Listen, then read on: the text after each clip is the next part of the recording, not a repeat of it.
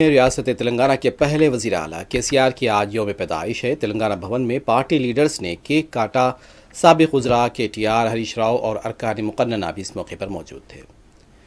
इस मौके पर खिताब करते हुए KTR ने कांग्रेस और वज़ीर आला रेवंत रेड्डी को निशाना बनाया है और कहा है कि ये लोग KCR की विरासत को ख़त्म करने का दावा करते हैं, लेकिन तेलंगाना दर हकीकत KCR की विरासत है।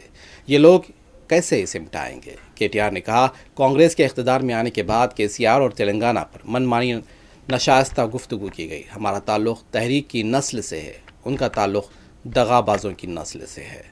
आंध्रा के थैले उठाने वाले अखलाक नहीं जानते। जिन गद्दारों ने तेलंगाना के ख़िलाफ़ काम किया वो तेलंगाना की हैसियत को क्या पहचानेंगे?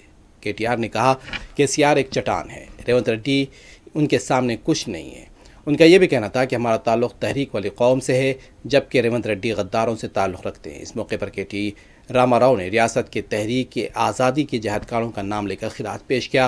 उन्होंने मादरे वतन के लिए तुर्रेबाज खान की बहादुरी को भी खिरात पेश किया और कहा कि हम तुर्रेबाज खान के लोग हैं जिन्होंने अंग्रेज़ों के ख़िलाफ़ आलम बगावत बुलंद किया था।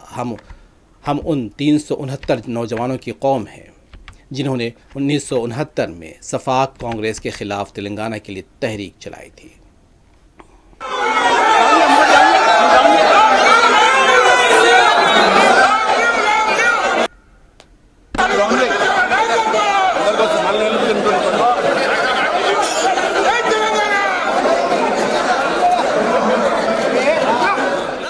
ఈ మధ్యన మరి మన ప్రతిపక్షంలోకి వచ్చిన తర్వాత కొంతమంది మాట్లాడుతూ ఉన్నారు, ఇష్టం వచ్చినట్టుగా మన నాయకుడిని తూలనాడుతూ ఉన్నారు, ఇష్టం వచ్చినట్టుగా వ్యాఖ్యానాలు చేస్తూ ఉన్నారు.